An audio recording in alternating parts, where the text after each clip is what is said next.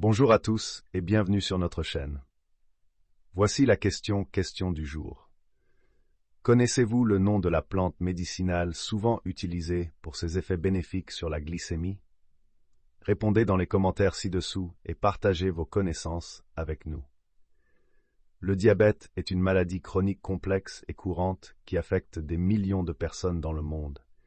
Cette condition se caractérise par un taux élevé de sucre, glucose, dans le sang, ce qui peut entraîner diverses complications de santé. Le diabète survient lorsque le corps ne produit pas suffisamment d'insuline ou n'utilise pas efficacement l'insuline qu'il produit. L'insuline est une hormone produite par le pancréas qui permet au glucose de pénétrer dans les cellules pour y être utilisé comme source d'énergie. Il existe principalement deux types de diabète, le diabète de type 1 et le diabète de type 2.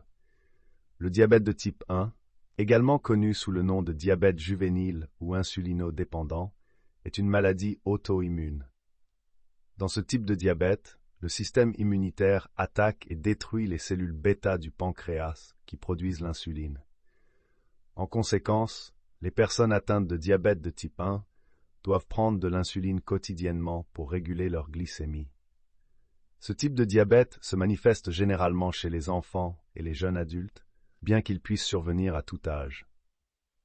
Le diabète de type 2, beaucoup plus courant, est souvent associé à l'obésité et au mode de vie sédentaire. Dans ce type de diabète, le corps devient résistant à l'insuline, ou le pancréas ne produit pas suffisamment d'insuline pour maintenir une glycémie normale. Le diabète de type 2 se développe généralement chez les adultes, mais de plus en plus d'enfants et d'adolescents sont également diagnostiqués en raison de l'augmentation des taux d'obésité infantile. Contrairement au diabète de type 1, le diabète de type 2 peut souvent être géré par des modifications du mode de vie, telles qu'une alimentation saine, l'exercice physique régulier et la perte de poids. Cependant, de nombreuses personnes atteintes de diabète de type 2 nécessitent également des médicaments antidiabétiques ou de l'insuline pour contrôler leur glycémie. La gestion du diabète nécessite une surveillance régulière du taux de glucose sanguin. Le diabète peut entraîner de nombreuses complications graves si la glycémie n'est pas bien contrôlée. Les complications chroniques incluent les maladies cardiovasculaires, les lésions nerveuses, neuropathie, les troubles rénaux, néphropathie, les problèmes de vision, rétinopathie diabétique et un risque accru d'infection. La prévention de ces complications repose sur une gestion rigoureuse de la glycémie, une surveillance régulière de la santé et des soins médicaux appropriés.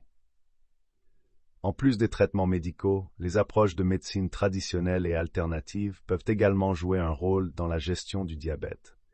Par exemple, certaines plantes médicinales, comme le fenugrec et le gymnéma, ont montré des effets bénéfiques sur la réduction de la glycémie. Cependant, il est crucial que ces traitements soient utilisés sous la supervision d'un professionnel de la santé pour éviter les interactions médicamenteuses et les effets indésirables. La prévention du diabète de type 2 passe par des mesures de santé publique visant à encourager un mode de vie sain.